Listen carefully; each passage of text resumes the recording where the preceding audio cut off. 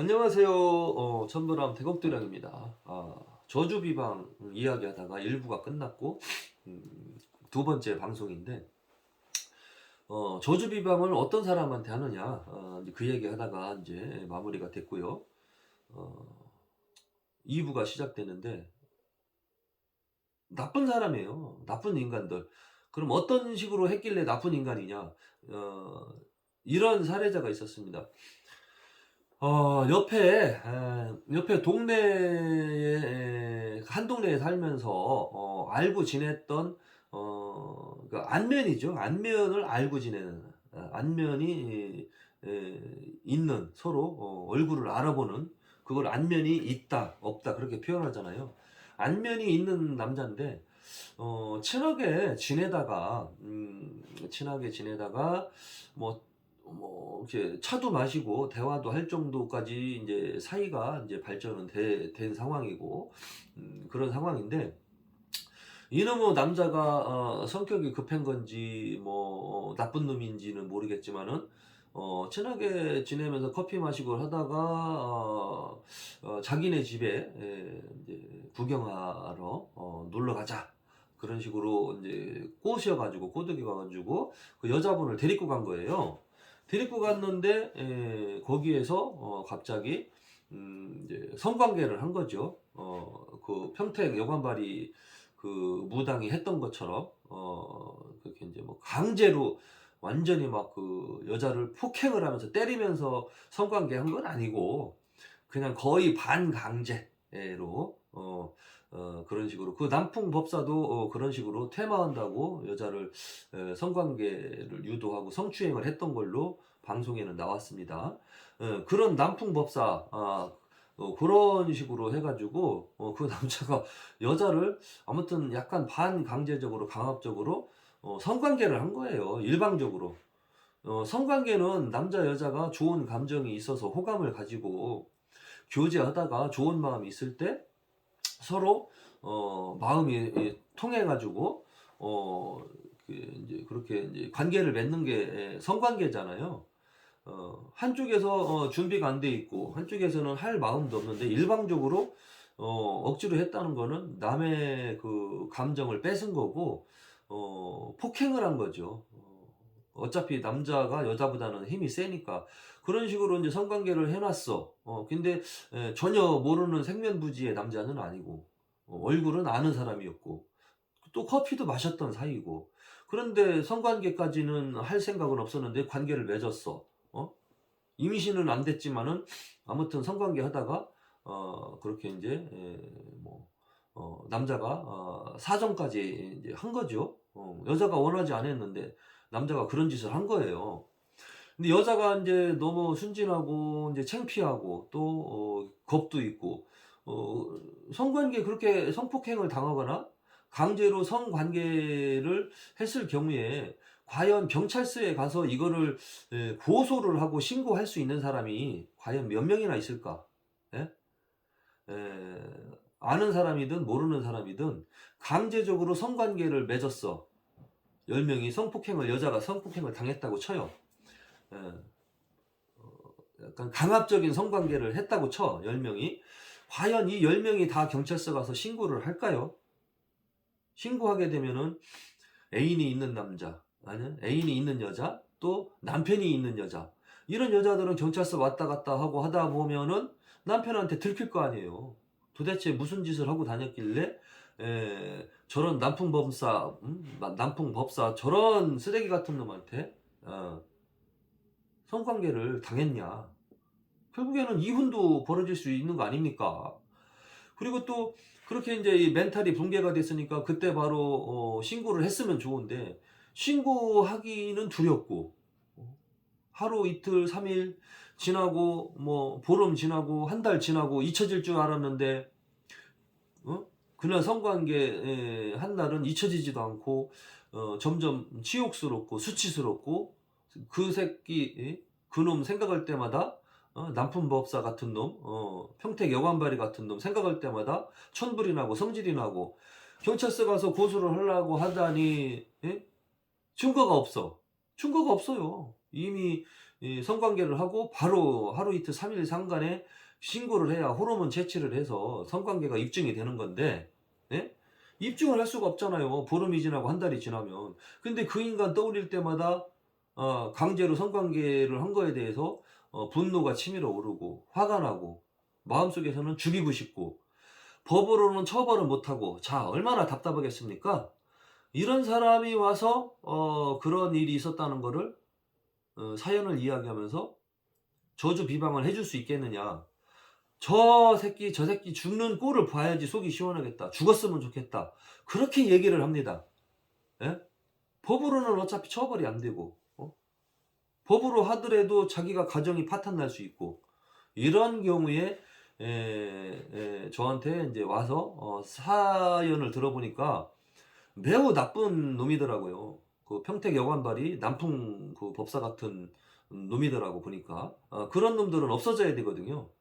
그래가지고 제가 딱 들었을 때 이거는 천지신령님들께서도 깨달음을 줄 수 있겠다. 이 괘씸한 놈, 나쁜 놈. 그렇게 해가지고 제가 그거를 이제 의뢰를 맡아서 산으로 가서 저주 비방을 했습니다. 재물을 차려놓고 빕니다.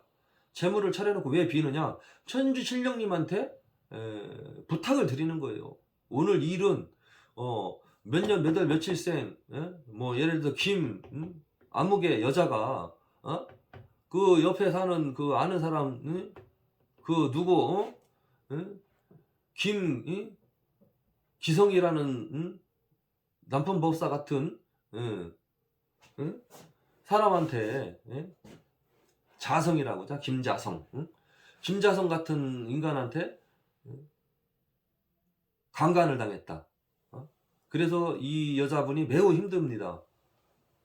그 김자성이가 힘들어지고 어려워지고 안 좋은 일이 생기는 거를 봐야 이 여자의 가슴에 맺힌 한이 풀리게 생겼습니다. 천지신령님이시여, 제 뜻을 받아주시어서 그 남풍법사 같은 김자성 같은 인간 강간범에게 깨달음을 주시고 벌전을 내려 주십시오.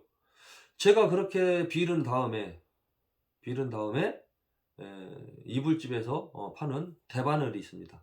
대바늘을 준비를 하고 과도칼 가지고 제가 비방을 한 적이 있습니다. 자, 이런 사례자를 위해서 제가 그 남편법사 같은 그런 그 강간범 사기꾼한테 비방을 했는데 제가 여러분 잘못했습니까?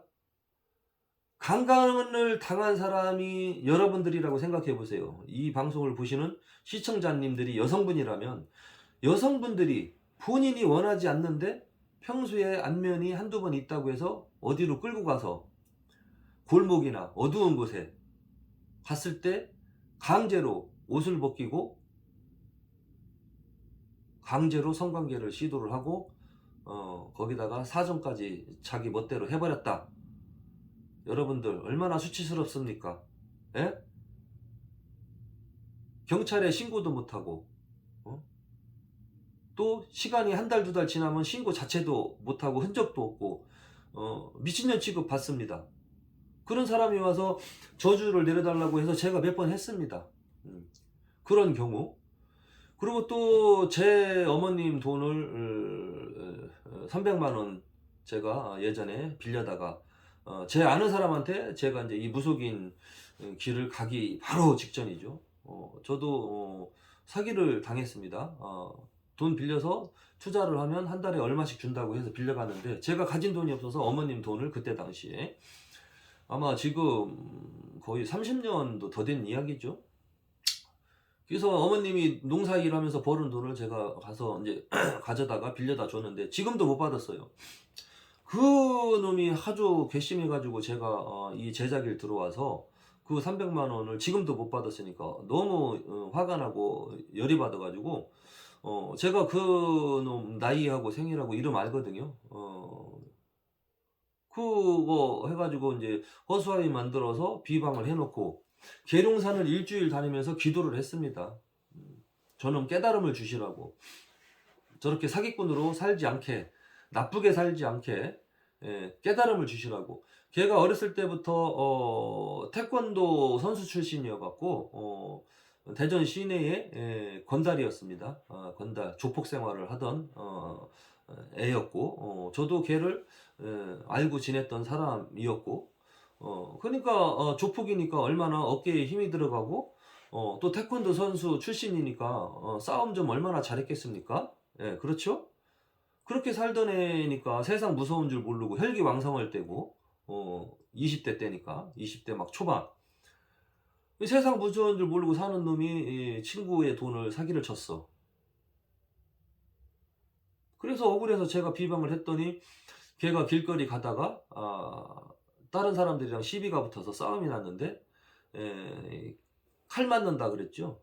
칼을 맞은 거예요. 그때 당시에 잭나이프 착 피면은 나오는 거 그걸로 칼을 맞아가지고 중환자실에 실려갔다가 와서 나와가지고 죽다 살아나와서 간신히 살아났다. 그 이야기를 통해서 제가 들었고 그때 당시에 이제 삐삐 뭐 빨리빨리 뭐 18 번호 찍어서 뭐 이렇게 삐삐가 한참 나오던 그때는 그때 시대였던 것 같아.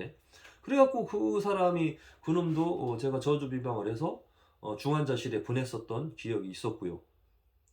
그러고 나서 또 이제 뭐 퇴원을 했어. 그러고 나서 한 2, 3년 정도 지났는데 또 연락이 없더라고요. 제 연락처를 찾으면 얼마든지 연락을 해 올 수 있는데 아직도 돈을 안 갚어. 그래가지고 또 괘씸해서 제가 또 기도를 또 했습니다.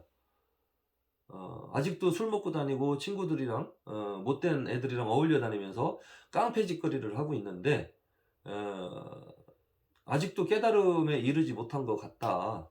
깨달음에 이르게 도와주십시오. 그런 식으로 또 계룡산에 올라가서 기도를 하기 시작을 제가 이제 했습니다. 다음 이야기는 3부에서 이어가도록 하겠습니다.